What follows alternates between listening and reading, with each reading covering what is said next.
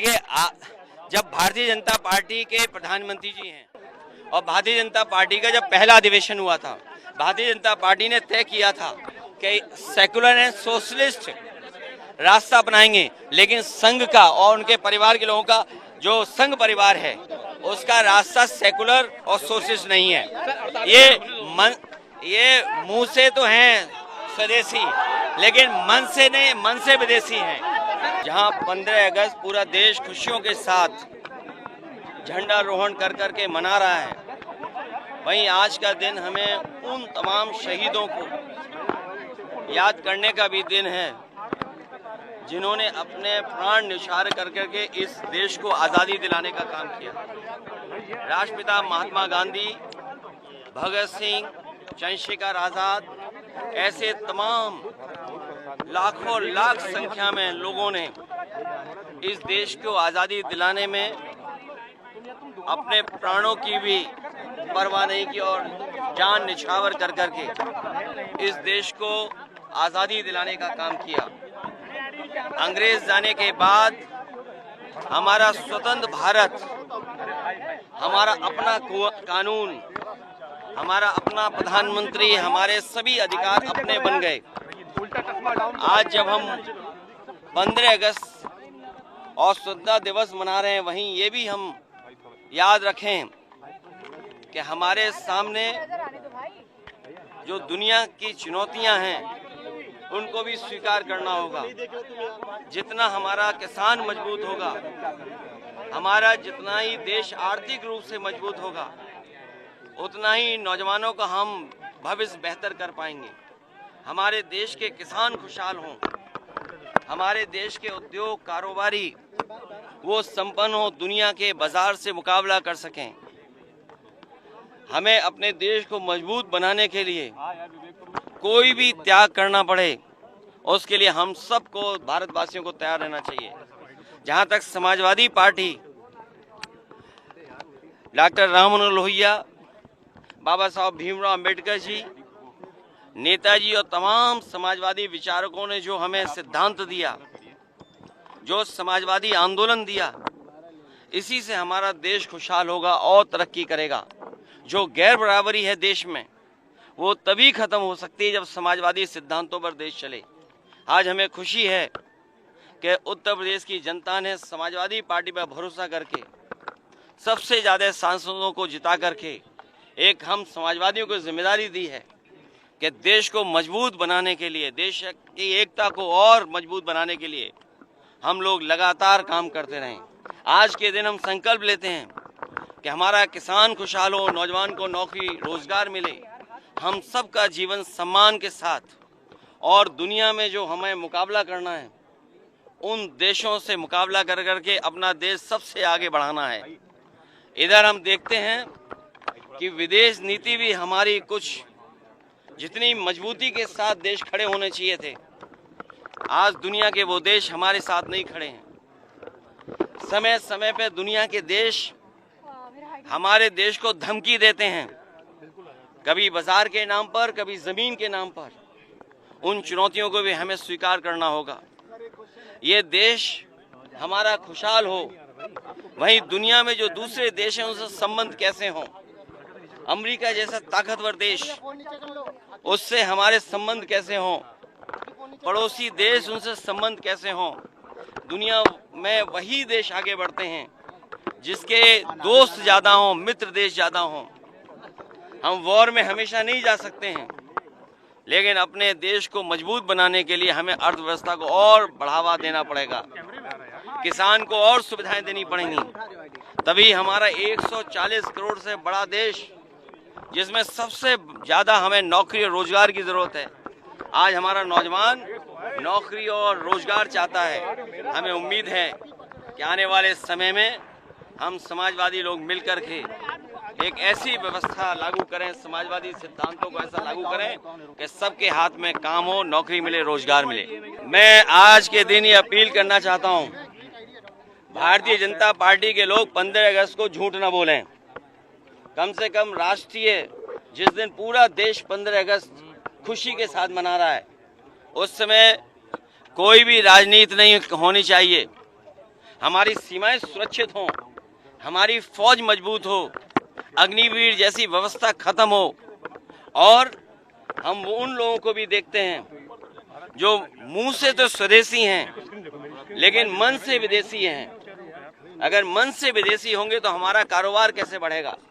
आज अमेरिका जैसा देश टैरिफ लगा करके हमारे तमाम उद्योगपतियों को संकट में खड़ा कर रहा है। भदोई जैसा जिला जो हजारों करोड़ का कारोबार करता था, आज उसका कारोबार रुक गया है। जो सामान भेजा वो पानी के जहाज में खड़ा हुआ है, न अमेरिका जा सकता है, न भारत वापस आ सकता है। ये तो एक उदाहरण है, लेकिन टैरिफ लगने के बाद न जाने कितने कारोबारियों के ऊपर संकट आया है। और वहीं चीन जो हमारा पड़ोसी देश है, समय समय पर हमारी जमीन कब्जा करता है, हमारे पूरे बाजार को कब्जा कर लिया। आज सबसे ज्यादा जो ट्रेड डेफिसिट है तो वो हमारी चीन से है। ये तमाम जो आर्थिक संकट हैं, इनसे कैसे उभरना होगा? इसलिए अगर मुंह से स्वदेशी हैं तो मन से भी स्वदेशी होना पड़ेगा। और स्वदेशी के साथ साथ जिस तरह का मकड़ जाल है जीएसटी की वजह से, जिस तरीके से मकड़ जाल पैदा हुआ है और डराने वाला जो संस्थाएं बन गई हैं, ईडी, सीबीआई, इनकम टैक्स, उससे हमारा उद्योग कारोबार नहीं बढ़ेगा, हमारा उद्योग कारोबार और बंद होगा।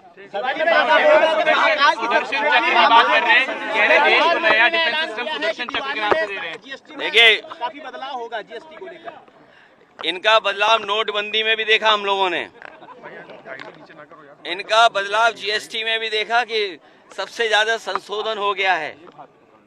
तो इसलिए अभी इनकम टैक्स है जो नया कानून लगाया है, अगर आप 1 रुपया भी खर्च करोगे तो सरकार जानना चाहती कि 1 रुपया कहाँ खर्च किया आपने। ये इनकम टैक्स आपकी आज़ादी को रोकने वाला है, आप पे पाबंदी लगाने वाला इनकम टैक्स है। और हमें खुशी है इस बात की कि सुप्रीम कोर्ट ने कम से कम लोकतंत्र को बचाने का काम किया। जो एक एसआईआर हो रही थी, और भारतीय जनता पार्टी को ये हुनर है कि वोट कैसे काटना है, वोट कैसे किसी का उड़ा देना है। कम से कम इस फैसले के बाद पॉलिटिकल पार्टीज बूथ स्तर पर अपना वोट बचा पाएंगी और अपना वोट जुड़वा देंगी। लाल किले से आरएसएस की तारीफ करी कि 100 साल उनके पूरे रहे, ये एक बड़ा कदम है आरएसएस के लिए। प्रधानमंत्री लाल किले से तारीफ करी। ये संगी साथी ग्रुप, ये जो ग्रुप है, ये संगी साथी और भारतीय जनता पार्टी, मैंने कई बार कहा आपसे और फिर एक बार याद दिलाता हूं कि भारतीय जनता पार्टी का जब गठन हुआ था तो भारतीय जनता पार्टी के पहले जो राष्ट्रीय अध्यक्ष बने थे और भारतीय जनता पार्टी के पहले अधिवेशन में ये तय हुआ था कि उनकी पॉलिटिकल पार्टी की विचारधारा सोशलिस्ट होगी, सेकुलर होगी। ये आज फिर सोचना है इनको, और ये जो 100 साल पूरे हुए हैं, इनको अंग्रेजों को बधाई देनी चाहिए, क्योंकि सुनने में आता है और कुछ इतिहासकार ये लिखते हैं कि कुछ संगठन अंग्रेजों ने बनाए थे जिससे भारत को धर्म के आधार पर विभाजित किया जा सके, हिंदू और मुसलमान की खाई पैदा की जा सके।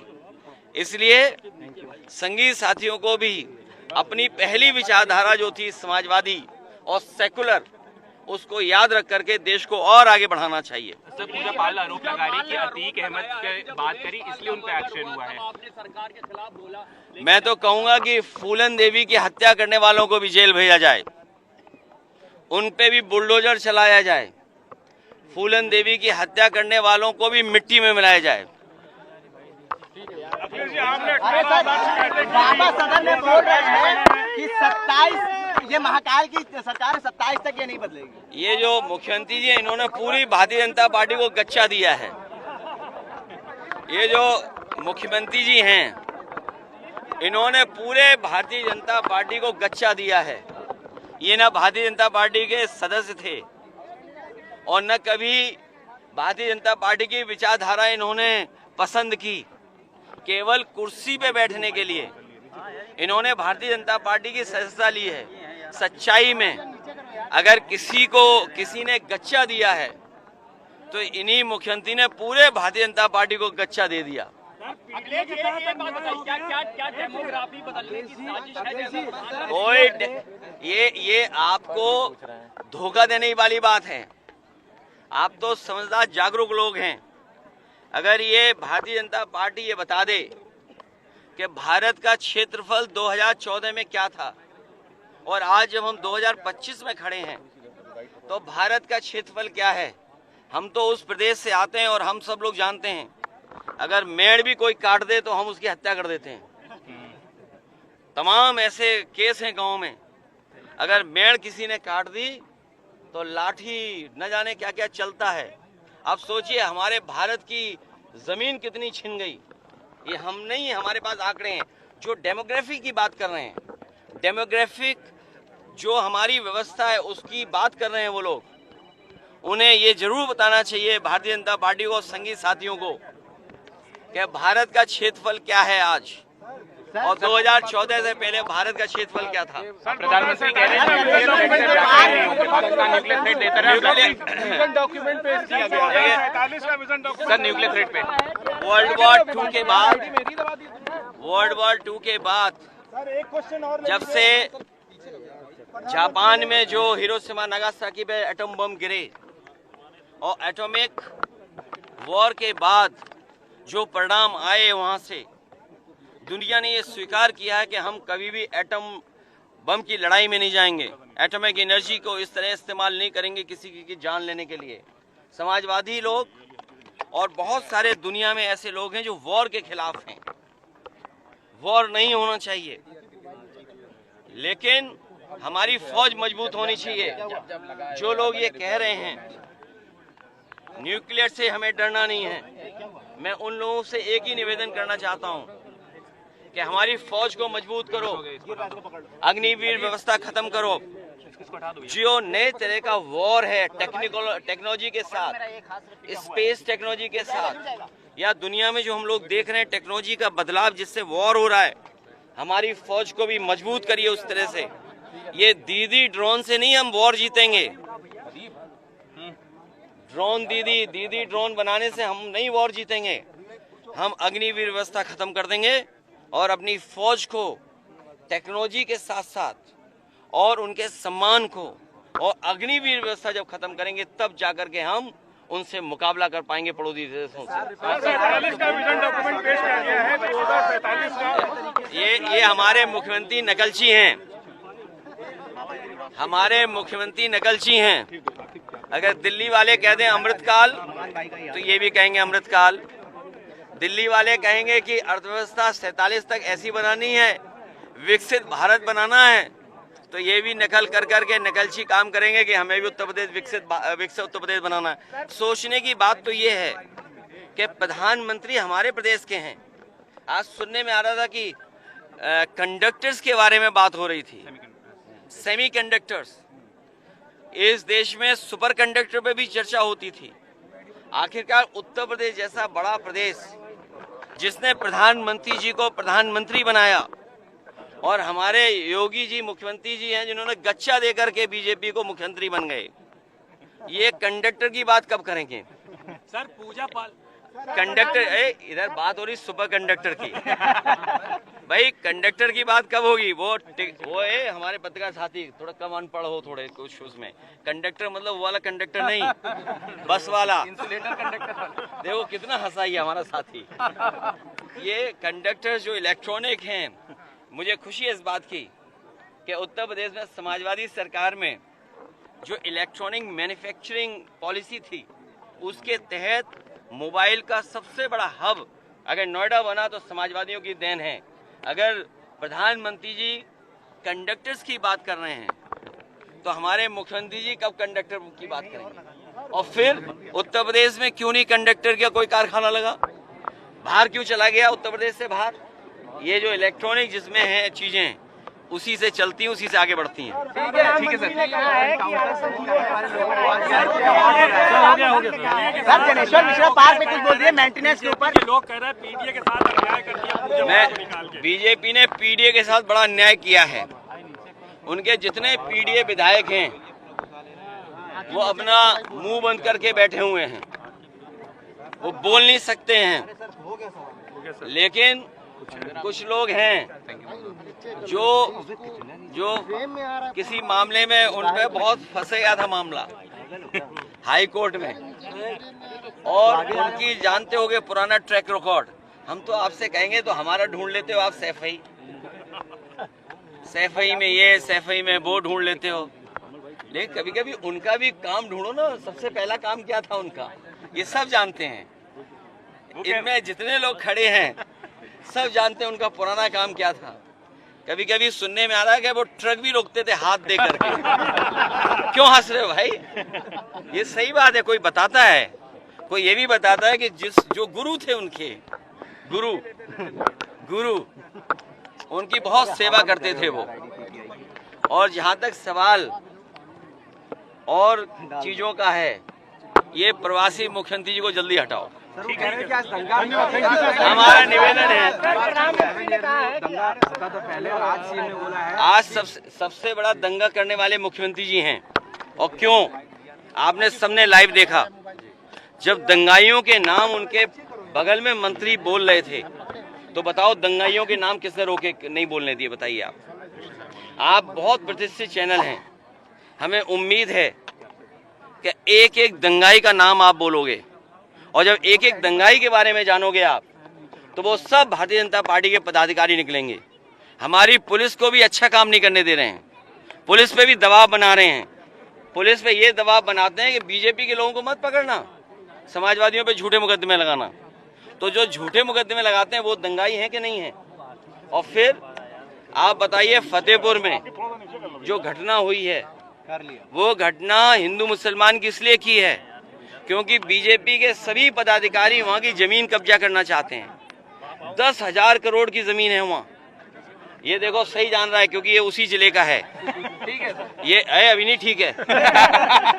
10,000 करोड़ 10,000 करोड़ की जमीन है जिसको कब्जा करना चाहते हैं बीजेपी के लोग।